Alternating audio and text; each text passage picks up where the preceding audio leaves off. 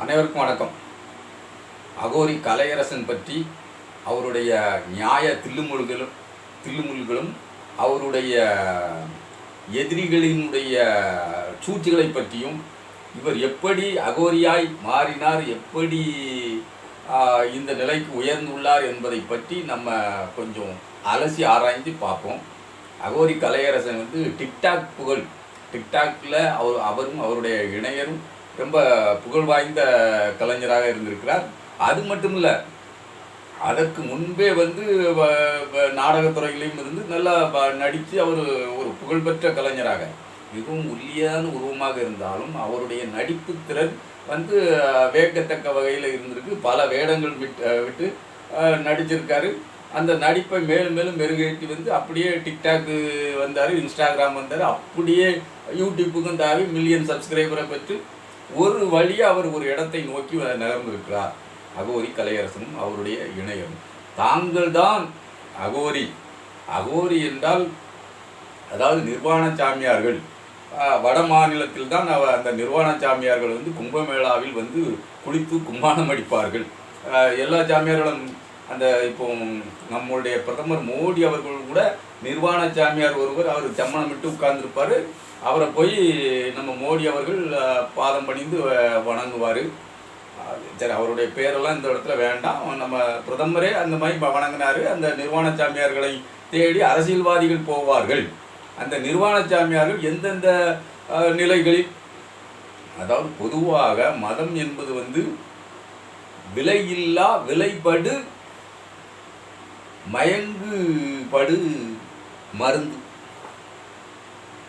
மயங்குபடு மருந்து, அதாவது விலை இல்லாத விலைபடு பொருள்.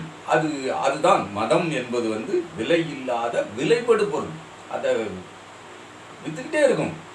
ஆமாம், அல்ல குறையாது, விற்றுக்கிட்டே இருக்கலாம். எவ்வளோ காசுக்கு வேணாலும் விற்றுக்கிட்டே இருக்கலாம். எந்த மதத்தினராக இருந்தாலும், இந்து மதத்தினராக இருந்தாலும் தான், இஸ்லாமியராக இருந்தாலும் தான், கிறிஸ்தவராக இருந்தாலும் தான், எந்த மதத்தினராக இருந்தாலும் சரி, ஏமாளியை கண்டால் தலையில் ஏறி உட்கார்ந்து கொள் என்பது போல எல்லா வேலைகளையும் சரியாக செய்து விடுவார்கள். அவர்களால் முடிந்த அளவு, இப்போ நம்ம கிறிஸ்தவ மதத்தை எடுத்துக்கிட்டால் அவர்களுக்கு கிறிஸ்தவ மதம் மொத்தமும் யாருக்கு? டிஜிஎஸ் தினகரன் குடும்பத்துக்கு தான் சொந்தம். அவங்க ஏசப்பாவை அழைத்தால் ஏசப்பா உடனடியாக நிற்பார். அதேமாதிரி மோகன் சி லாசரஸ் இருக்கார். அவரும் ஏசப்பா அழைத்தால் உடனடியாக ஏசப்பா நின்று விடுவார். அதே மாதிரி இன்னொருத்தர் கொஞ்சம் வயசு பிராயத்தில் இருக்காரு, ஜான் ஜபராஜ்ன்ட்டு, இப்படி ஆடுவார். இப்படி ஆடிக்கிட்டே கிடப்பான்.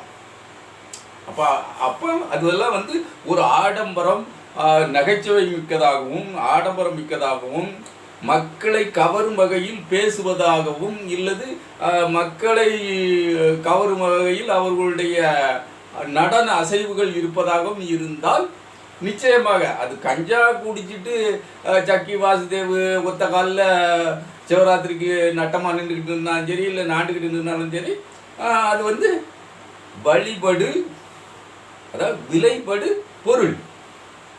விலைபடு மயங்கு கெட்டு மருந்து. மயக்கி கெடுக்கக்கூடிய மருந்து தான் மதம். கடவுள் மொத்தத்தில் அதுதானே. ஜாதியை திணிப்பதும் கடவுள் தான். நீ எந்த ஜாதி அப்படின்னு தெரிஞ்சுக்கிட்டா, இப்போ சமீபத்தில் கூட அண்ணாமலை பேசியிருந்தார்ல, அதாவது விஸ்வகர்மாக்கள் ஆர்கனைஸ்டாக அவங்க ஒரு கோயில் அமைச்சிருக்காங்கன்னா, அது ஒரு 10,500 பேர் சேர்ந்து 6 பேரை எடுப்பாங்க. அந்த 6 பேர் ஒருத்தரை எடுப்பாங்க அப்படின்லாம் அண்ணாமலை ஒரு தெளிவாக ஆங்கிலம் கலந்து, தமிழை குறைத்து, சமஸ்கிருதம் கலந்து அப்படி அவர் பேசி வச்சிருப்பார். எதுக்குன்னா, முழுமையாக தமிழில் பேசினா அந்தால அண்ணாமலை மூஞ்செங்கடா அப்படின்ட்டு காரி துப்பிடுவாங்க. அந்த மாதிரி ஜாதியை திணிப்பதற்கு இந்த அரசியல்வாதிகள் அலைந்து கொண்டு இருக்கிறார்கள். அவர்களுக்கான அரசியல் ஆதாயத்துக்காக ஜாதியை திணிக்க வேண்டும், மதத்தில் ஜாதியை திணிக்க வேண்டும். அந்த மத வர்ணாசிரம கோட்பாடே நிச்சயமாக ஜாதியைத்தான் காட்டுகிறது என்பதை அவர்கள் திரும்ப வலியுறுத்தி கொண்டிருக்கிறார்கள். நம்ம அண்ணாமலை மாதிரியான ஆட்களும், சீமான் மாதிரியான ஆட்களும் அதைத்தான் வலியுறுத்தி கொண்டிருக்கிறார்கள். இந்த சாமியார்களும் அந்த மாதிரியான வேலைகளைத்தான் செய்து கொண்டிருக்கிறார்கள். இவர்கள் சாமியார்களாக ஆகும் முன்னாடி இவர்கள் பெரிய ஆசாமியாக இருந்தவர்கள்.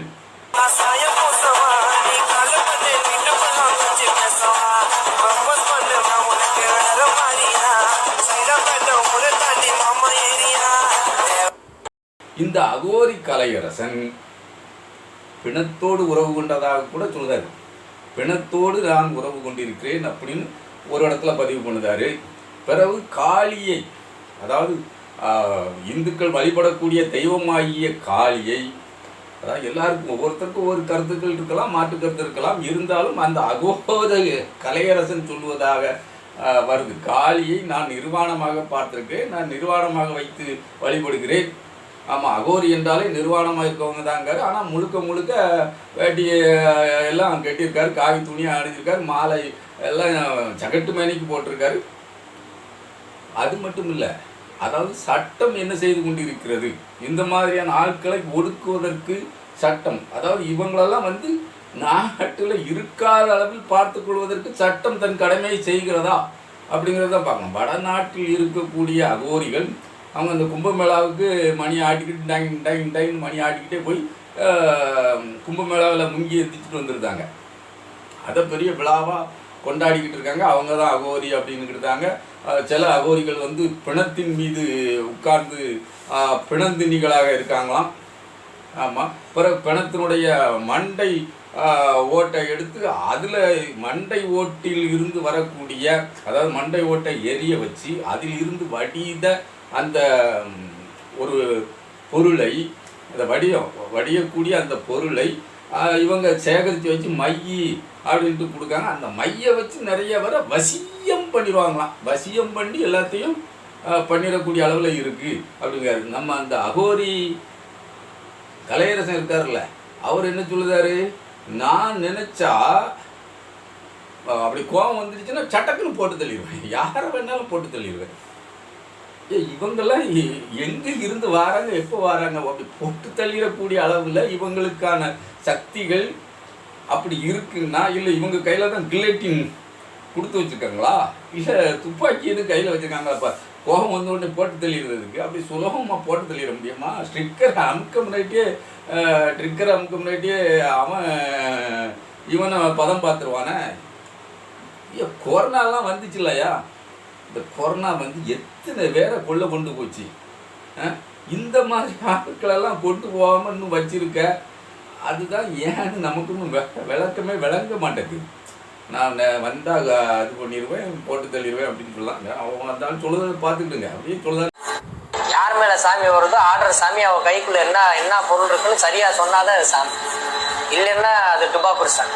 அதே மாதிரி ஒருத்தருக்கு நாள் குறிக்கிறேன், ஒரு மரணத்தோட நாளை குறிக்கிறேன் அப்படின்னா இத்தனை நாளில் அத்தனை நொடி இத்தனை நிமிஷங்கள் அப்படின்னா அந்த நொடியில் அவங்களுக்கு ஆட்டோமேட்டிக்காக அவங்களோட உயிர் அவங்கள விட்டு புரிஞ்சிடும். அப்போ எனக்கு சும்மா சின்ன கோபம் வந்தால் கூட ஒருத்தனை முடிச்சு விட்டுருவேன் நான்.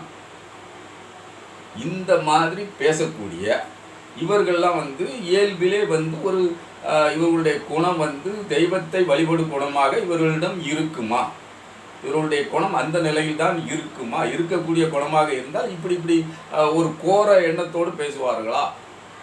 இந்த அகோரி கலையரசன் சும்மாவும் இல்லை, அடுத்தால பிணத்தை திம்பறான். அது இவருக்கு இடப்படும். இவர் மண்டையில் ஒவ்வொன்று ஒரு அடி அடித்து நீ அவனுடைய சதையை அந்த இடத்துல இந்த இடத்துல ஆண்குரிய பிடி, அல்லன்னா அவனுடைய அந்த ஆசன வாயை நல்லா நக்கி தின்னு அப்படின்ட்டு மேலேருந்து யாராவது ஒலி எழுப்பினாங்கன்னா, ஆசன வாயை நக்கி தின்னுட்டு யாராவது மேலே ஒலி எழுப்பினா அதே மாதிரி இவன் திம்பானான். அதையும் இந்த ஆள் பதிவு பண்ணியிருக்கான். நான் உன்னைய தாந்திரியம் பண்றேன் அப்படின்னா காளிமா உத்தரவு கொடுக்குதுன்னா கலையோட கையை சாப்பிடு, கலையோட காலை சாப்பிடு, கலையோட கண்ணை சாப்பிடு, கலையோட ஆணுறுப்பை சாப்பிடுன்னு எனக்கு என்ன உத்தரவு தலையில அடிக்குதோ அந்த சாப்பிடுவேன். நீயா இருந்தா யாரா இருந்தா நீ மண்டையை போட்டா நான் சாப்பிடுவேன்.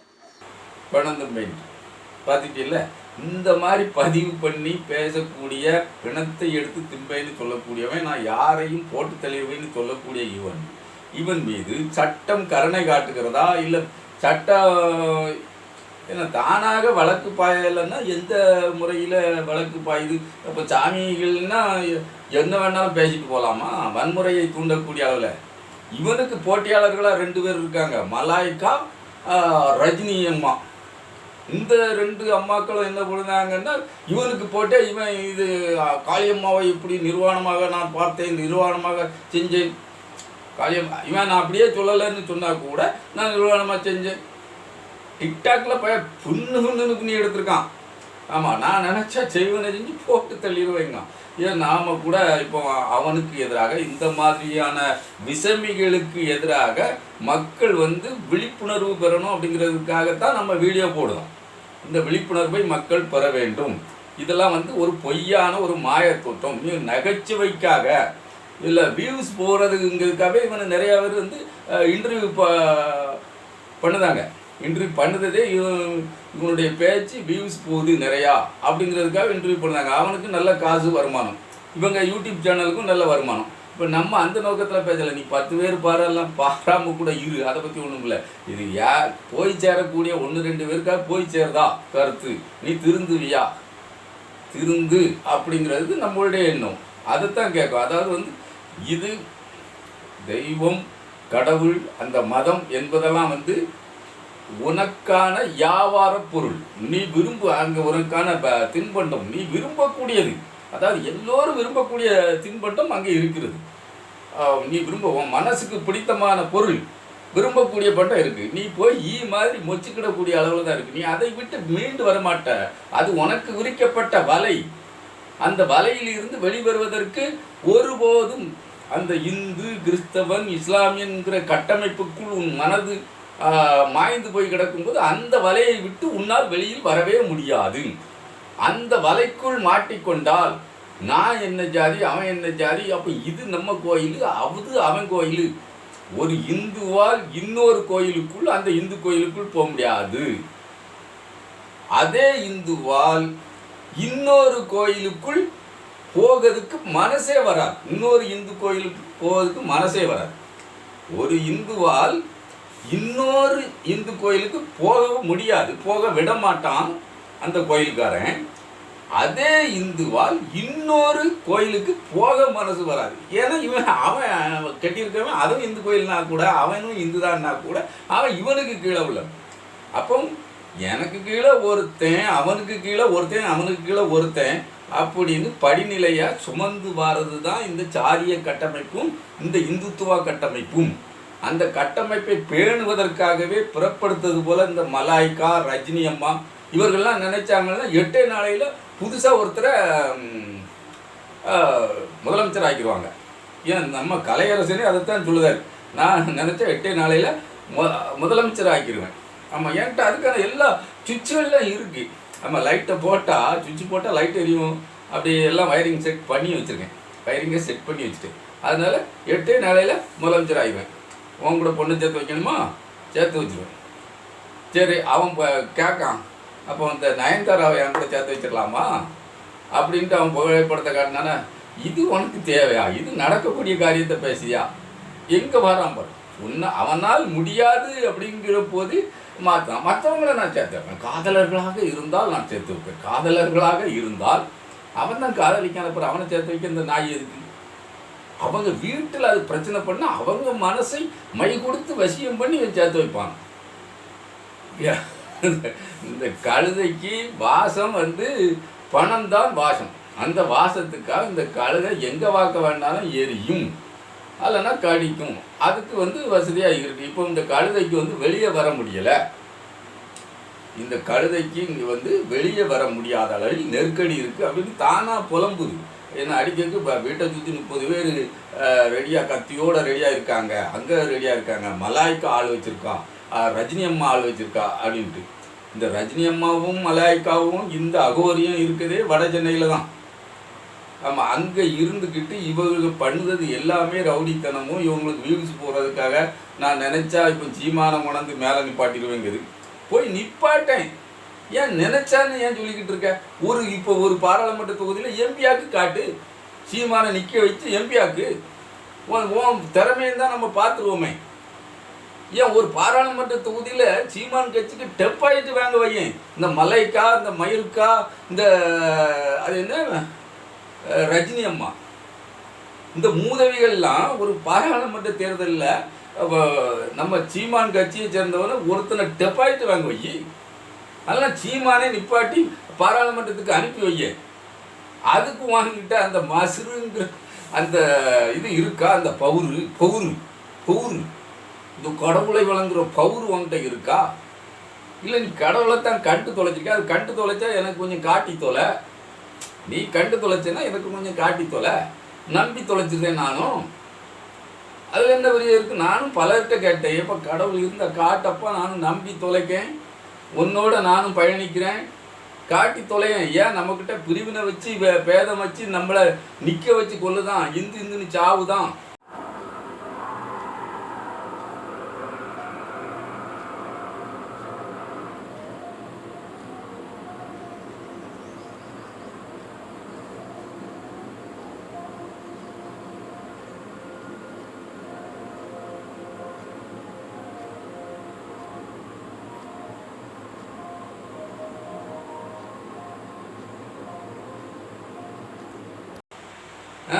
இவன் தலைவர் குலமாக ஒருத்தன் அதே அகோரி வேஷத்தை போட்டுக்கிட்டு ஒருத்தன் தலையில் மாலையை போட்டுக்கிட்டு சுற்றி வரான்.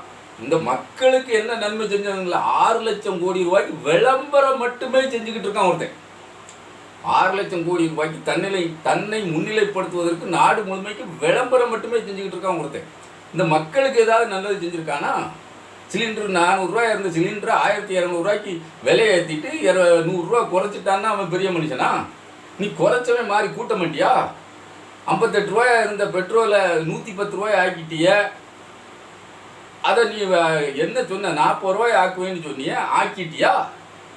நீ கொடுத்த வாக்குறுதியில் இதை தான் நிறைவேற்றின. 2 கோடி பேருக்கு வருடந்தோறும் வேலை வாய்ப்பு கொடுப்பேன். நீ 2 கோடி பேருன்னா நீ 10 வருஷம் தான் 20 கோடி ரூபாய் பேருக்குலாம் வேலை வாய்ப்பு கொடுத்துருக்கணும். இப்போ வேலை இல்லாதவனே இருக்க மாட்டானே. கொரோனா காலத்தில் 2 கோடி பேர் வேலை இழந்து போனானே உன் தரித்திரத்தால். அப்படிப்பட்ட தரித்திரம் மிக்கவர்கள் ஆட்சி செய்ய வேண்டும், அவர்கள் தான் மேலே அமரண்டுன்னு ஒரு எண்ணம் உன் மனசுக்குள்ள உதிக்குதுன்னா அந்த வன்மம் எங்கேருந்து வருதுன்னா அந்த மதங்கிற அந்த வலை, அந்த மாய வலையில தான் அந்த வெறி உனக்கு ஊட்டப்படுது. அந்த வெறி ஊட்டுவதனால் நீ அந்த வலையில் போய் நீ விழுந்துருத. வலையில் விழுந்த மீனா நீ துடிச்சு நீ உனக்காது, நீ இந்துன்னு சொல்லுத உனக்காது பெட்ரோல் டீசலு அதெல்லாம் அந்த சிலிண்டரு ரேட்டு குறைஞ்சி போயிருக்கா? விலைவாசி உயர்வு கம்மியாயிருக்கா? இல்லை நாடு முழுமைக்கும் முதியவர்கள்லாம் ரயில் வண்டியில் பயணிக்கலாம் அப்படின்னு இருந்துச்சே, இலவசமாக பயணிக்கலாம் அப்படின்னு இருந்துச்சே, முந்தைய அரசு கொடுத்துச்ச. இப்போதைய அரசு இந்த 10 ஆண்டு காலத்தில் அந்த முதியவர்களுக்கான அந்த உதவியை கூட நிறுத்தி விட்டது. நம்ம அதை விடுங்க, பணக்காரர்களுக்கு, பெரிய பணக்காரர்களுக்கு 25 லட்சம் கோடி ரூபாய் இந்த 10 ஆண்டுகளில் கடன் தள்ளுபடி செய்யப்பட்டிருக்கு. 25 லட்சம் கோடி ரூபா. 1 ரூபா விவசாய கடன் தள்ளுபடி பண்ணியிருக்கானா? நீ விவசாயா இருக்கிய, இந்துன்னு நீ தான் இருக்கல்ல, இந்துவாக இருக்கின்ற உனக்கு 1 ரூபாயாவது விவசாய கடன் தள்ளுபடி பண்ணியிருக்கானா? இதெல்லாம் உனக்கு மூளையில் உரைக்குமா உரைக்காதா? 10% இடஒதுக்கீடு முற்படுத்தப்பட்ட சாதிகளுக்கு அவங்க 8 லட்சம் ரூபா ஆண்டு வருமானம் இருந்தாலும் சரி, 5 ஏக்கர் நிலம் இருந்தாலும் சரி, 2000 சதுரடியில் வீடு இருந்தாலும் பரவாயில்ல, அவங்கெல்லாம் ஏழைகள், அரிய வகை ஏழைகள். அவங்களுக்கு 10% இடஒதுக்கீடு. மொத்தத்திலே நாட்டில் 3% தானே இருக்கான். அவனுக்கு 10% இடஒதுக்கீடு தானா சும்மா தூக்கி கொடுக்கான. அவன் அந்த இந்துக்களுக்காகத்தானே இவன் இருக்கான், உனக்காக இருக்கானா? அதெல்லாம் சிந்தனை ஓட்டத்தில் உனக்கு வரலன்னா நீ இந்துன்னு சொல்லாத, நீ மனுஷனே இல்லைன்னு சொல்லு. அப்படிங்கிறத சுட்டி காட்டு விதமாக தான் நம்ம அகோரி கலையரசன் டிக்டாக்கில் புகழ்பட்டு இருந்தவன் இப்போ காசு சம்பாதிக்கிறதுக்கான அந்த விலைப்படு பொருள் எதுன்னா, இதனுடைய இண்டஸ்ட்ரீஸ் ஒரு புளிய மரத்தடி கூட இண்டஸ்ட்ரீஸ் தான். மதத்திற்கு, சாமி என்ற அந்த விலைப்படு பொருளுக்கு, அந்த மதிகெடு மருந்துக்கு புளிய மரத்தடி கூட இண்டஸ்ட்ரீஸ் தான். ஆமாம், பெரிய அளவில் அது வளம் கொடுக்கக்கூடிய இண்டஸ்ட்ரீஸாக செயல்பட்டுக்கிட்டு இருக்கு. நீ நல்லா யோசனை பண்ணிப்பாரு. புளிய மரத்தடி சாமியார் தான் பேரும் புகழும் பெற்ற பெரிய சாமியாராக விளங்குதார். இவன் பிரேமானந்தா இருந்தார். பிரேமானந்தா எருமப்பட்டியில் இருந்தார. எருமப்பட்டியில் இருந்து என்னென்ன ஏற்றங்களை செஞ்சு உள்ளே போனார். உள்ளே போனவர் ஃபெயில் கூட கிடைக்கல. ஏன் கடவுள் அவருக்கு ஒரு ஃபெயில் எடுத்து கொடுக்கலாம்ல? ஃபெயில் எடுத்து கொடுக்கலாம்ல? கொடுக்க முடியல, கடவுளால் கொடுக்க முடியல.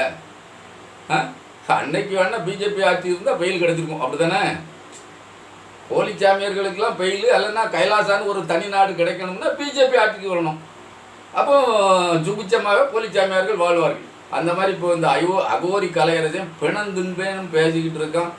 அவன் மீது இந்த அரசு எந்த நடவடிக்கையும் எடுக்காமல் இருக்குன்னு பாருங்கள். இந்த பித்தலாட்டக்காரர்களை கண்டு அடையாளம் கண்டு மக்கள் ஒதுங்கி போனோம். இவர்களை முன்னிலைப்படுத்துவதற்கு சேனல்கள் முண்டி அடித்து போய் அவன்கிட்ட பேட்டி கண்டுக்கிட்டு இருக்கிறது தான் பெரிய வேதனையிலும் வேதனை, கொடுமையிலும் கொடுமை.